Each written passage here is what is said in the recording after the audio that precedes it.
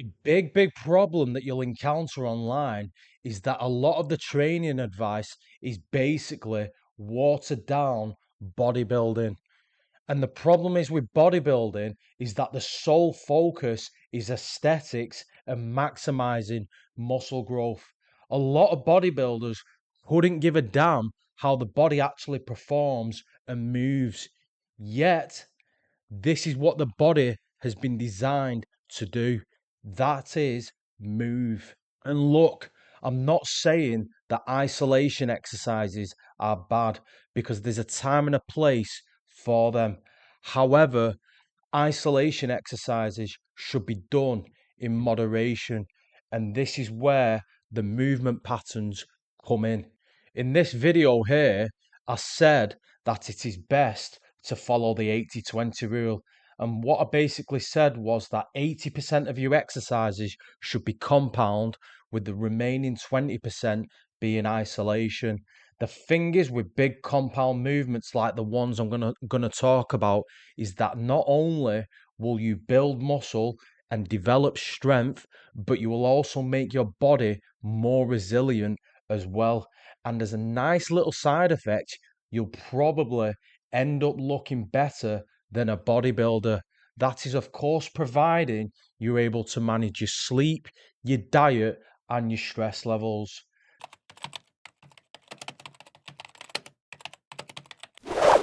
Let's just keep it stupid simple here, and that is that the squatting movement pattern, is the king of lower body exercises. However, don't make the mistake that I made in my early 20s, and that is focusing only on the barbell back squat. Yes, the barbell back squat is a fantastic exercise. However, there are other variations of the squatting movement pattern. You do not strictly need to barbell back squat. So, for example purposes, is if you're a beginner and you're new to strength training, I would stay well away from the barbell back squat. However, you can do the goblet squat.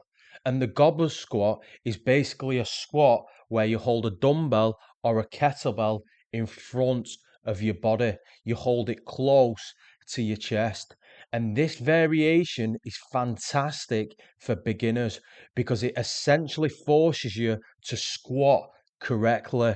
And the reason why that is because the weight is in front of you. It forces you to keep your back upright. And there's a nice little side effect as well. It is also going to hammer your core.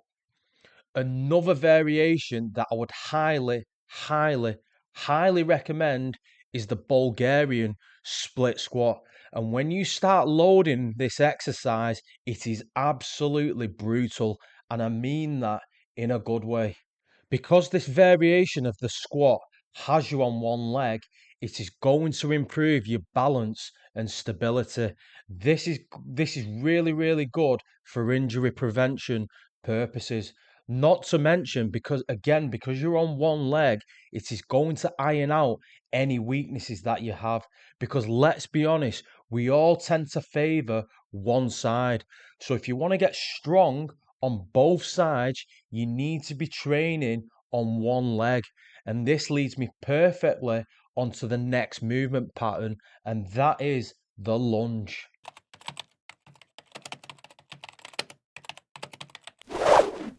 Just like the Bulgarian split squat, the lunge has you in a split stance position. And training this way, like I said before, is a fantastic way to iron out weaknesses. And the beauty of the lunge is just like the squatting movement pattern, is that there are many variations. So let's talk about this in a little bit more detail. The first variation of the lunge that I'd highly recommend that you master is the stationary lunge. This has you in a static position and you essentially just lower down and come back up. Once you become competent at the stationary lunge, you can then start adding movement. And this is where the forward lunge comes in and the backward lunge comes in. With the forward lunge, you are moving your front leg forward. as you can see in the video. The reverse lunge is the complete opposite, whereas you're moving your back leg back. This is going to work your muscles differently. And finally, we have the lateral lunge. This movement right here is so underrated. And the reason why that is because we rarely move our bodies to the side. Again, because you are moving your body in a completely different way, it is going to trigger muscle growth. It is going to build strength. And again, because you are on one leg, it is going to help with balance and stability. Do not neglect this version of the lunge.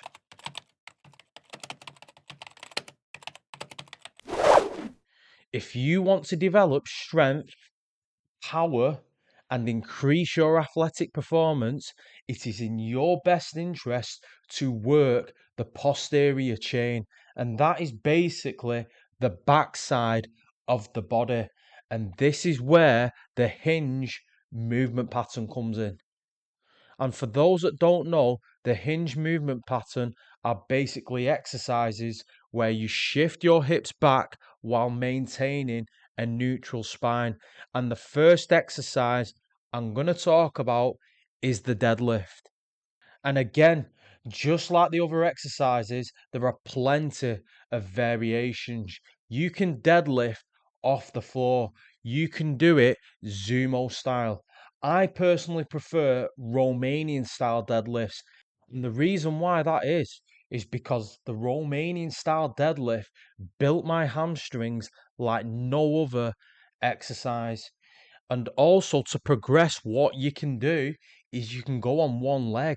Single leg deadlifts are absolutely brutal. And again, just like the Bulgarian style split squat, because you are on one leg, it is going to iron out weaknesses. And before we move on to the next movement pattern, it's important that I touch on kettlebell swings, because kettlebell swings will develop power. Because with kettlebell swings, you are moving the weight at speed. So with deadlifts, it is going to build raw strength. With swings, you are going to build raw power.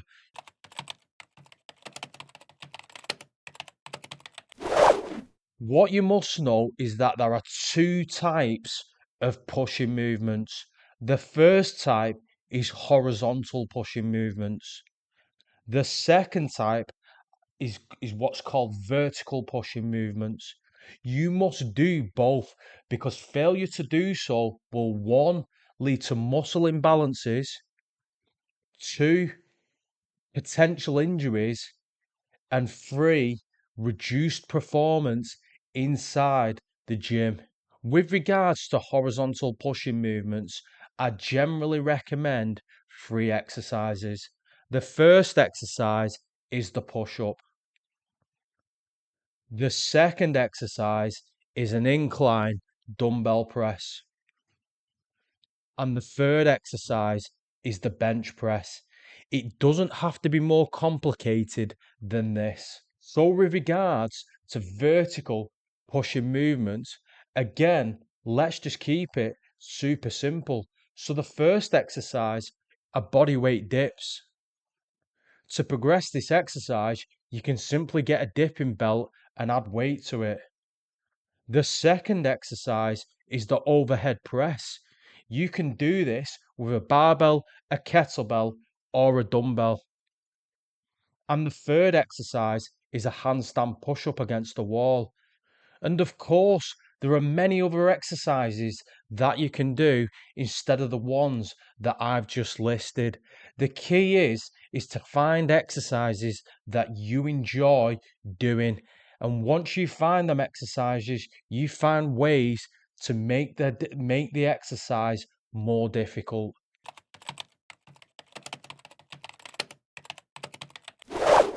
So just like the pushing movement pattern, you also want to be doing horizontal and vertical pulling movements. And it's for the same reasons. It's to increase muscular development, it's to prevent injuries, and it's to increase your performance in the gym. And a nice little side effect of training horizontal pulling movements is that it is very, very good for posture development, also very good for the health of your shoulders. So, with regards to exercises, let's talk about the vertical movement pattern. And there's generally just two exercises that I recommend, and that is the chin up and the pull up. The chin up and the pull up, fantastic exercises. And if you're somebody who struggles to lift yourself up, you can use a resistance band for added assistance. With regards to horizontal pulling movements, you've just got to row. So think along the lines of Henley rows, inverted rows, and seated cable rolls. Just remember, when you combine horizontal and vertical pulling movements, you get a full back workout.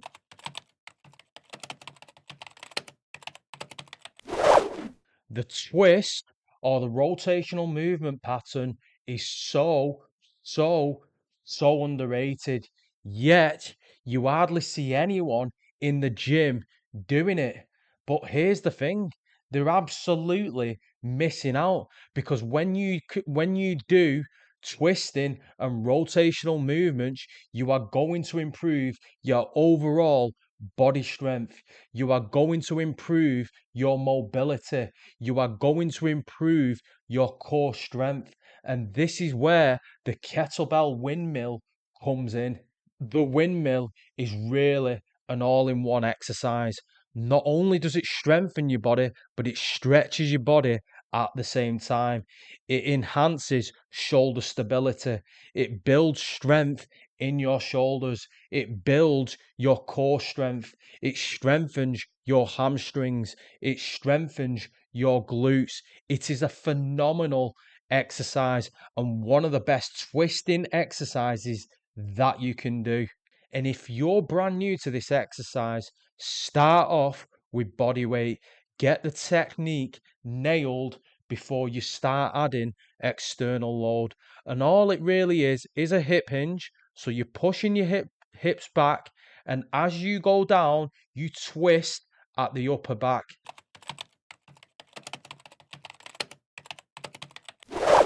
Loaded carries are absolutely brutal and they will have your heart coming out of your chest. It is also a fantastic way to build full body strength.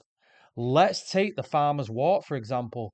The farmer's walk, especially when loaded, will build brutal strength. And the reason why this is because as you walk with that external load, practically every single muscle in your body is engaged.